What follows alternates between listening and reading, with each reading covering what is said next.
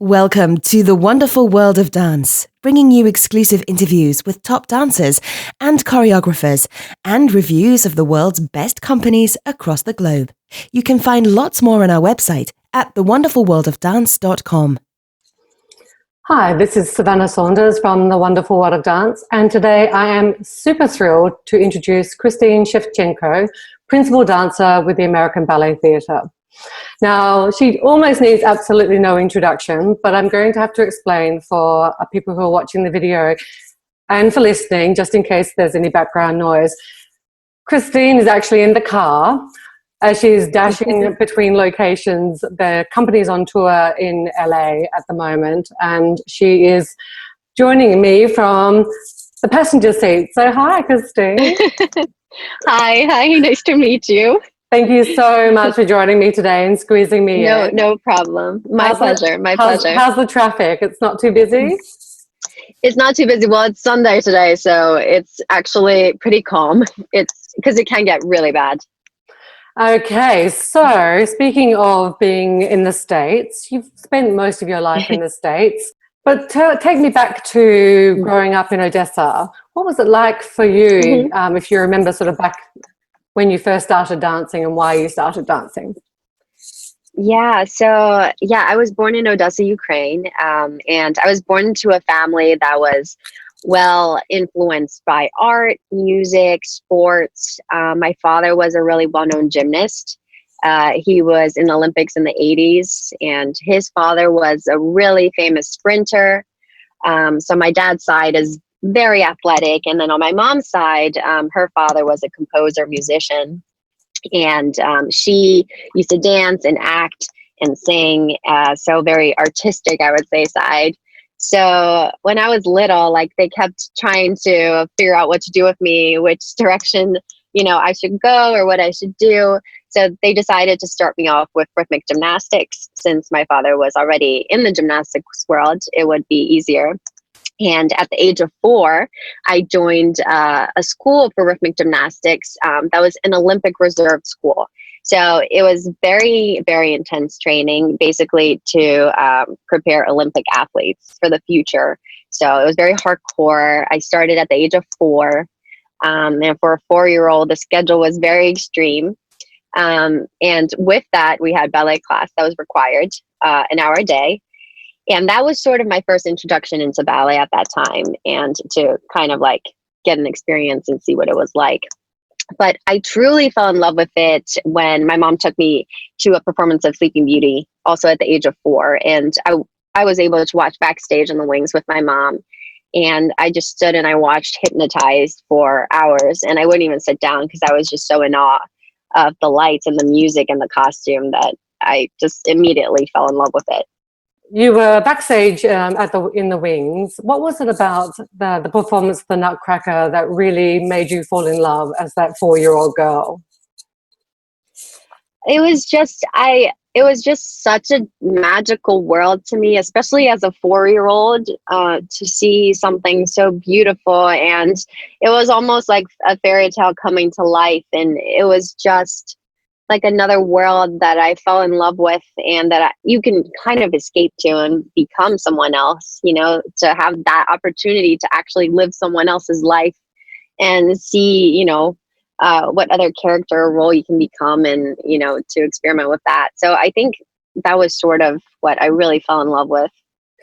And after you trained in Odessa, you moved with your family at the age of 8 to the States.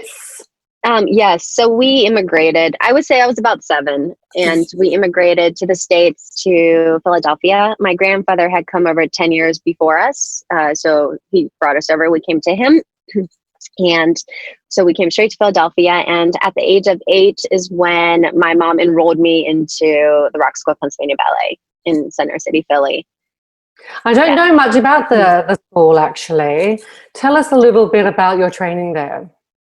It was when I started training there, was a really, really great school, and they were together with the Pennsylvania Ballet, which gave a lot of students an opportunity to dance with a real company and in a real theater, a big, beautiful theater. Now they're not together anymore. They split, but at the time, it was really amazing. And the teachers and the training were so good. It was both, they had both Russian training and Balanchine. So I sort of got the best of both worlds, and which has been tremendously helpful in my career. Getting to do Balanchine works, I sort of have an understanding for it, and it came easier to me than not having done it at all. So. And I read that you actually performed with the Pennsylvania Ballet for 3 sort of nutcrackers when you were quite young. That must have been quite a magical experience for you. Oh my gosh, it was so amazing. I performed the lead role of Clara. I think I was 11 or 12 my first year, and then they kept me in that same role for I did it for 3 years straight.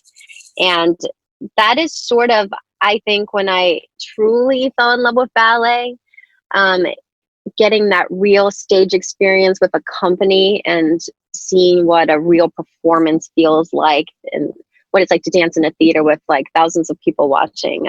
I just instantly was hooked. I can imagine. It sounds quite magical. I wanted to talk very quickly about some of the awards which you have won, because the Princess Grace Award was quite a pivotal moment for you, because it enabled you to travel and get different training. Tell me about that. So I was the youngest recipient of the Princess Grace Awards, and I mean, I was just so thrilled and so honored to have been even like that the directors of my school wanted, to use me for this award, to nominate me. And the fact that I received it was just, I couldn't even imagine receiving it, because people said that it's so hard to get, like, most people don't get this award. It's really difficult. And the fact that I got it was just amazing for me. It was a big breakthrough, I think, and a boost in my confidence, I think, knowing that I was a good enough dancer and allow me to keep doing what I'm doing. As a result, you're able to train with a couple of different ballet masters and some really acclaimed former principal dancers. Tell me about how those experiences with those teachers helped define you and improve you as a dancer at that point. Yeah. So my mom actually was a huge supporter in my career. And when she saw that I truly loved ballet and that this was what I wanted to do, seriously, she pretty much did everything in her power to try to help me to make it happen, to make it a dream of mine. And she found all these amazing, I don't know how she found these incredible teachers and ballet masters from Russia, from the Mariinsky, from all these different places. And she got me the training with them. I had a lot of private training with a few different ballet masters and mistresses. And it really expanded my dancing ability and the way I moved. And it really crafted me into the dancer I am today. And then after this incredible training that you had, you have come back to the States. And you joined the American Ballet Theatre Studio Company, which now is about 14 years ago. Tell me about what that was like for you. I can't believe it's so long. You must have been quite young then. What was it like for you? Yeah. Well, right before then, I did 2 major international ballet competitions. I won a gold medal at Moscow International Ballet Competition, which was a really intense and hard competition. And I actually went to that competition not thinking of winning. I just kind of wanted to go for the experience and just to see what other kind of dancers are out there in the world and where I stand and what I need to work on. So I really did not expect to win. I was just doing it for the experience, and but I somehow I ended up winning. I danced all my variations and my contemporary pieces super well, and I won the gold medal, which was really amazing. I'll never forget that experience. And right after that is when I went and I auditioned for ABT, and they just happened to be in their spring season at the Metropolitan Opera House at Lincoln Center. So I took class with the company, and the director, ballet masters came to watch, and right after that class is when they told me that they would accept me into a studio company. So, was this one of your dream companies that you had hoped to one day join? Was this, or were you yes. thinking maybe, tell me what you were thinking. So I've wanted to join American Ballet Theatre ever since I was probably 11 years old. And the reason why is I had all these DVDs of American Ballet Theatre with Baryshnikov, Markova, Fernando Bujones, all these amazing dancers. And I watched them over and over and over again throughout my whole life as I was training. And I wanted to be just like them and dance in the theater where they danced and did what they did. So that was always a dream of mine since I was little. And you've risen through the company, joining the Corps de Ballet back in, as well after you were an apprentice. What was the experience of becoming a Corps de Ballet member? What was the life for you at that time? Yeah, so it was very challenging, actually, my first years in the company, going from dancing like lead roles and lead variations to going to the corps and just standing in line and not really getting to dance was very tough. But I think it made me into a stronger person, it really, really made me tough and really taught me to not give up and to continue to work hard. And if I work hard enough, things will work out, and which they did. And so, but I don't regret being in the corps for all those years. I feel like it only made me a better person, and it only made me understand what it's like to work in a group and how hard that actually is, because not many people think being in the corps is hard, but it's extremely difficult. It's very, very difficult. So I sort of am super grateful and so thankful from going through all of these ranks and having gained all of that experience. So, yeah. So it must have been, I guess, quite welcoming for you when you were promoted to soloist, to be able to sort of go back into the role of being able to, perform more. Exactly. Tell me about those years for you. Right. And like while I was in the corps, I still, on my days off, I would still go back to my teacher in Philadelphia, and I would continue to work on the solo roles and the principal roles just to keep them in my body for if ever the time came, I would be prepared. And I'm so grateful that I did do that, because when I did get the soloist and the principal parts, it was much easier for me because I've already rehearsed them. They were already familiar to me. It wasn't as challenging or hard. So I felt really at ease going into those roles. That is such a great decision, really, not just to be focused on where you are, but still outside of your company time, really focusing on where you want to get to. Is that something you've done throughout your career, or? Absolutely. I've always tried to, I've never sort of just sat still and done nothing. I've always tried to do more and more and more if I had the time to continue to grow and to progress and to get better. As a person and a dancer, I feel like it's very important to continue to learn new things. It just makes you a more interesting, better person. So, yeah. So tell me about the moment when you were promoted to principal. Do you remember when you got the news? Yes, I do. That year was quite wild. It was quite wild. And it was our spring season, which is one of our hardest seasons. We go for 2 months straight, switch ballets every week. There's 8 shows a week, and it's a very intense period. And what happened was a lot of the principal ballerinas at that time, I was a soloist, so a lot of principal ballerinas at that time got injured or were hurt, and they didn't have enough people to dance some of the ballets. So I ended up going in to Corsair with 3 days notice to dance the lead role. I haven't rehearsed it. I haven't learned it. I wasn't even on the basic. They had to teach the ballet to me in 3 days. And then I had 3 shows of it that next week. So right after that, after the season, after, doing all those extra shows, is when I got promoted. And Kevin McKenzie told me to come into his office, and he told me that he was going to promote me to principal, and that, I mean, that was my whole goal, and since I was little, so I could not be happier. Tell me about life as a principal dancer. What is it like for you? What does your everyday look like, and your career that you have been developing over the last few years in this role? Mm-hmm. Well, it's quite busy. I have to say, it's quite busy. And now as a principal dancer, I approach these ballets quite differently, because to me, they're not about just doing the steps right anymore or dancing clean. But to me, it's more about the artistry and about the storytelling. And I've really, really fallen in love with the storytelling process and finding the character and making sure that the audience understands the character and its story.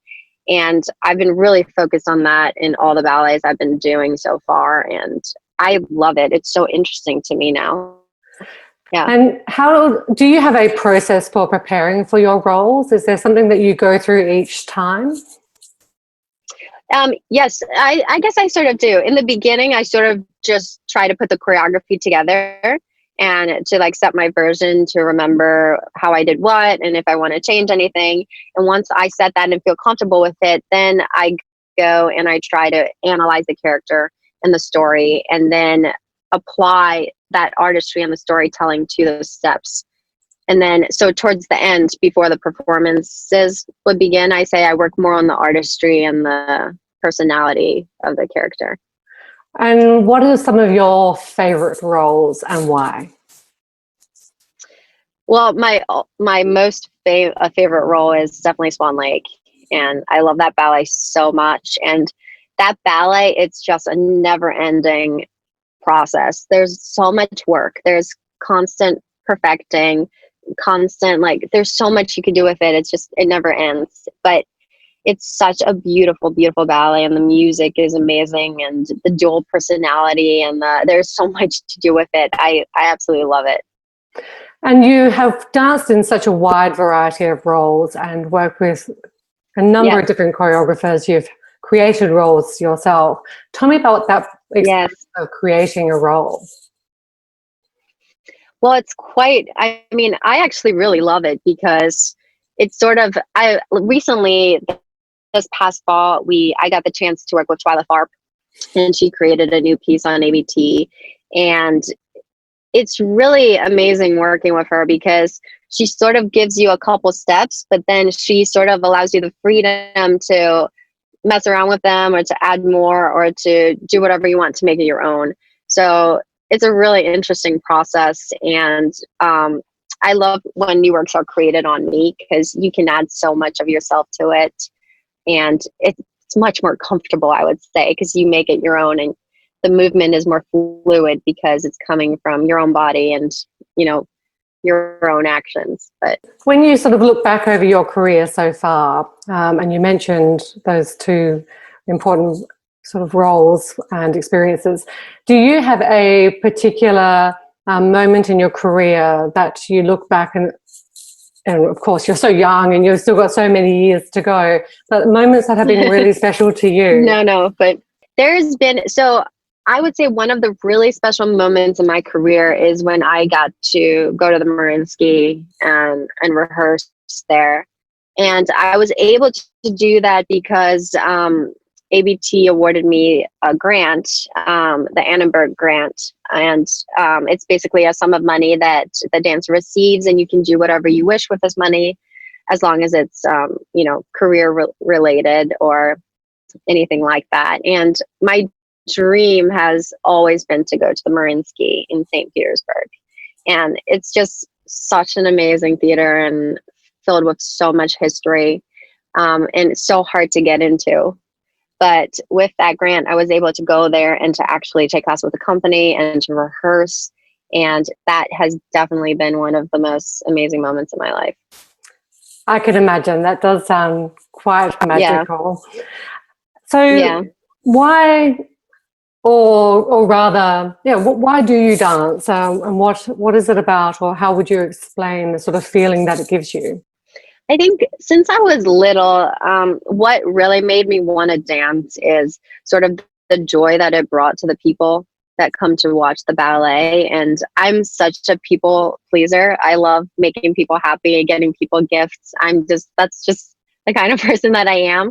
So anything that makes people happy makes me happy. And I sort of fell in love with dance because it just brought joy and happiness to everyone that came and watched me. And it really makes me feel good inside when, people leave the show satisfied and, filled with joy. And when you're on stage and you are performing for the audience that you are very much wanting to please, what goes through your experience from that side of the stage? On stage? Yeah.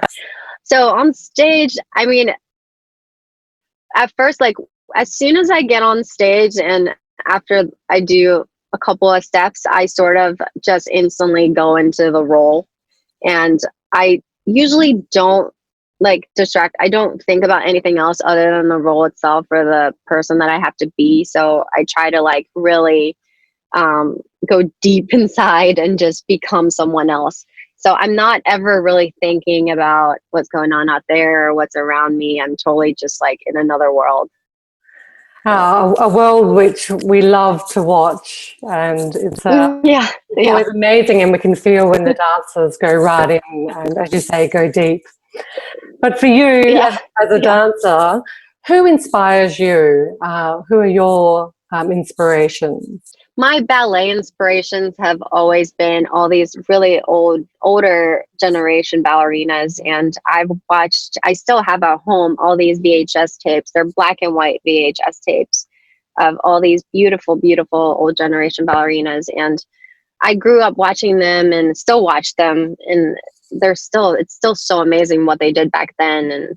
And back then it was more artistic than it was technically challenging like today. And the personalities that they brought to the characters back then was just so amazing. It was so impactful and it was wonderful. So tell me, looking forward, are there roles that you are really hoping to dance in the future? Yes, well, I have a premiere coming up this spring and I will be debuting Giselle, which has been a role that I've always wanted to do. It's probably one of my favorite roles of all the ballets, and I finally get to do it this spring. So I'm in preparation right now for that ballet, which is super exciting. So that's new, and I'm also premiering Theme and Variations, which will be very fun this spring. So very different, but also very good.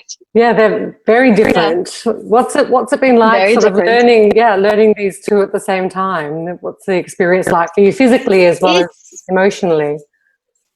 Yeah, I mean, with ABT or with most companies, I mean, you're constantly rehearsing different things in the same day.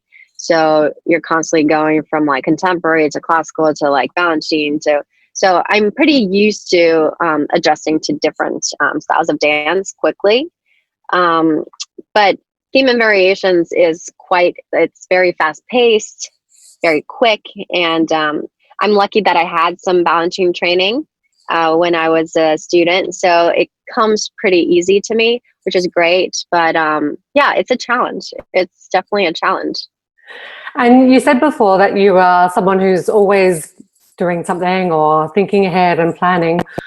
What goals are you working towards, either in your career or that are really important to you?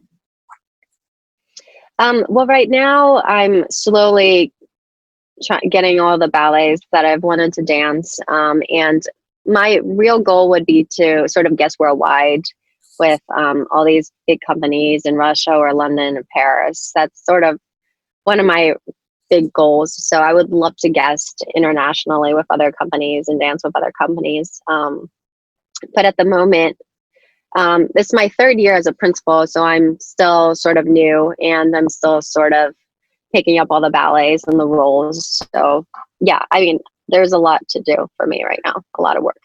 Yeah, you mentioned you've got 3 years under your belt almost as a principal. What are you learning from the more seasoned principals around you within the company? And also when you're looking out to these international companies as well, what are you drawing from these artists? Yeah. Well, being a principal, I definitely learned that there's a lot of you don't really have much time in between ballets, and you're constantly preparing so many different ballets, and the roles are so big and there's so much to do and not much time. So you sort of have to adjust to not having as much time as you want to prepare these roles, and possibly working on them throughout the year, like a little bit here and a little bit there, so that when the ballets come, you're pretty much ready to dance them. That's sort of been what I've been getting used to as a principal, because I thought when you become a principal, you have all the time in the world to prepare a ballet, and you'll feel ready and good, but that's totally not true. Literally, sometimes we only have 5 or 4 days to put together a full-length ballet, so you just have to prepare ahead of time for everything. That is quite extraordinary, isn't it? In terms of, as you mentioned, wanting to pour the artistry and go deep into the character, and then you're quickly putting these ballets together. That, as you say, must be quite a challenge. Yeah, which is why throughout the year, I'll work with my teacher and I'll prepare it ahead of time so that, half of it's already pretty much done when I go and begin the process. Thinking about how busy you are, how do you take care of yourself, and how do you look after yourself so that you're able to deal with the challenges of learning so quickly and doing so much as a principal?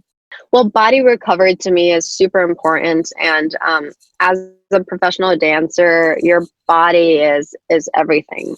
Like, your job is your body, so you have to take really good care of yourself.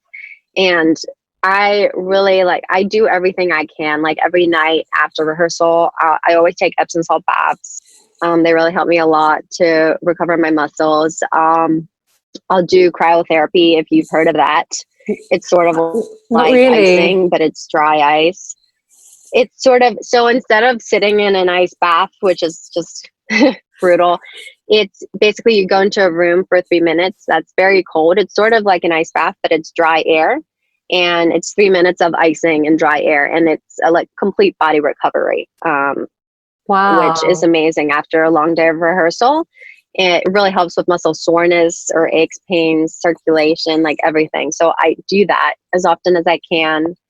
Infrared saunas are so great. I also do them when I can.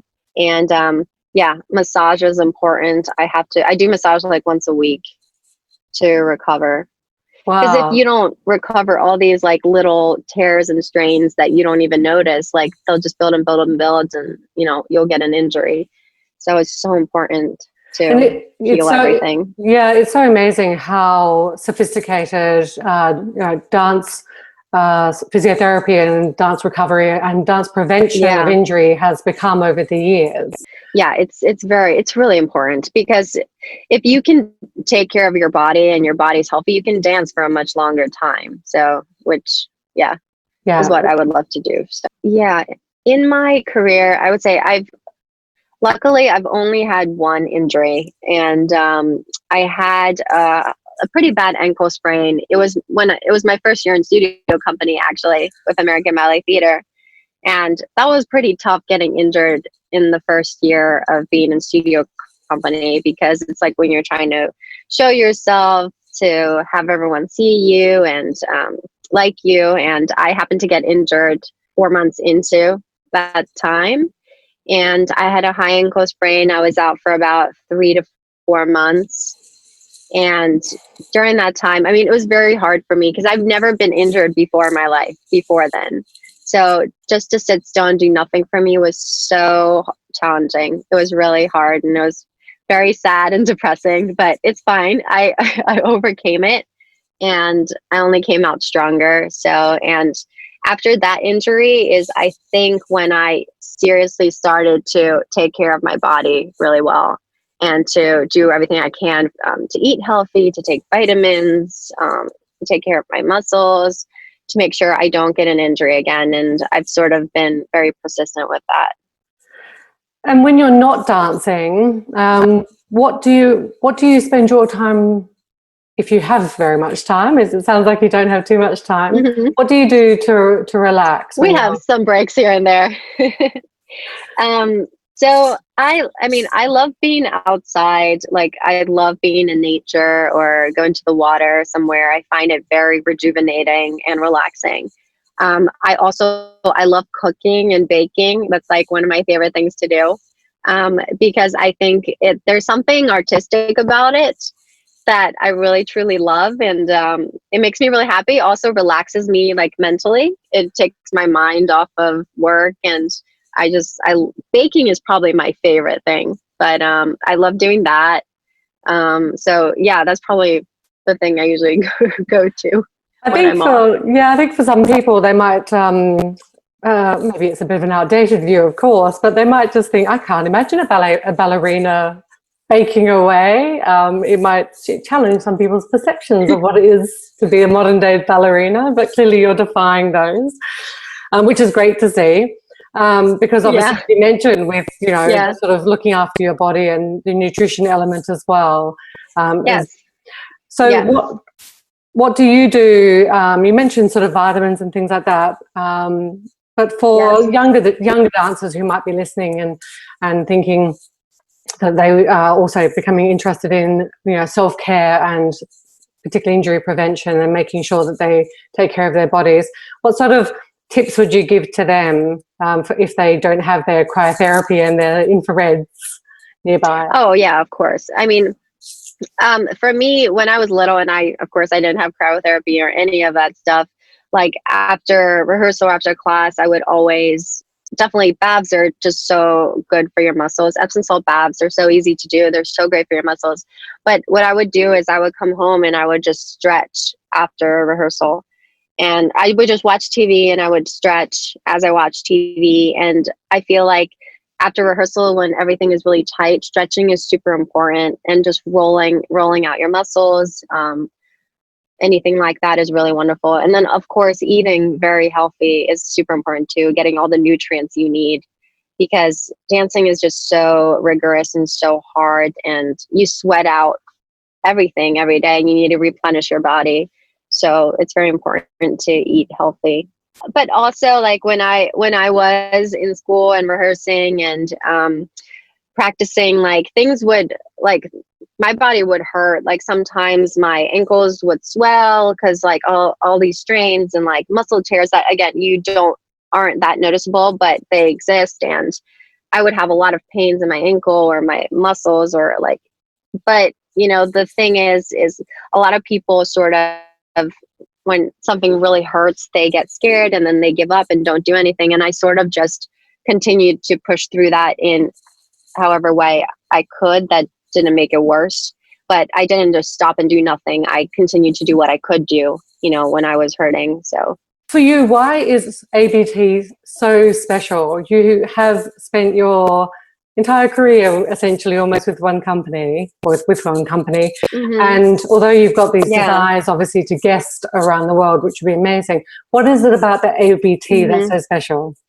I mean, I think it originally, for me, it started with Baryshnikov and Markova, and just because they came from the Mariinsky and they came to American Ballet Theatre, and it just became this big worldwide amazing company. But mostly I wanted to join ABT mostly because of their vast repertoire, and they do all the full-length classical ballets as well as contemporary, but mostly they do a lot of the classical ballets, which is what I really wanted to do. And since I was little, I wanted to dance all the full-length classical ballets, and ABT did that. So that is sort of why I was just so drawn to them and that company. And you've obviously enjoyed the repertoire and the company to stay so long, and you've got this great season to look ahead. And you mentioned Giselle. What else is coming up for you this year? So Swan Lake is coming up. Giselle is coming up. Theme and Variations is a new thing I'll be doing. Sleeping Beauty is coming up. Romeo and Juliet. Alexei Ratmansky, our resident choreographer, just set a new full-length ballet. It's called Of Love and Rage. That's pretty much what we're premiering out here. next week. So that's really exciting. It's an amazing big ballet. So also looking forward to that. And there's just so much more, and a lot of contemporary rep as well. We'll be dancing. So yeah, there's a lot. Yeah, it sounds like a wonderfully busy season coming up. Yes. So my final question then, that I do love to ask, and I did ask for some tips before, but in terms of what advice that you would pass on to younger aspiring dancers, or words that you live by that you think others might find helpful? My whole thing in life is, I truly found what I love to do, and I love dance so much, and I just could not picture myself doing anything else because of the love and passion I had for it. And I just literally gave everything I had to make that a reality and to, accomplish that dream of becoming a principal ballerina. And I feel like whenever you put your mind to something you truly love, anything is possible. You can accomplish anything. And of course, there's going to be good and bad days and setbacks and things like that. But if you keep fighting for your dream and keep striving to whatever goal you want to achieve, it will happen. It will happen. With all the hard work that you put into it, you will get rewarded. Christine, that is absolutely wonderful advice. Thank you so much for all of your time, especially as you my pleasure. On your way to your next destination. And I just want to say, I know, it's really funny. Listeners, make sure that you, of course, and you probably already are, following Christine on Instagram, which is at Christine Shevchenko. For those, I know everyone probably knows and can Google, but in any case, it's her last name spelled Shevchenko. And for dates to see Christine dance with ABT, visit the company's website, abt.org. And I really hope that we get to see you on stage here in London. That'd be a dream. Thank you. Oh, I would love to dance there. Yes, absolutely. Absolutely. Thank you. Don't forget to subscribe. We've got some incredible interviews coming up with principal ballerinas and renowned choreographers. We love dance and ballet, and we hope you'll love us. Join us on Facebook and Twitter.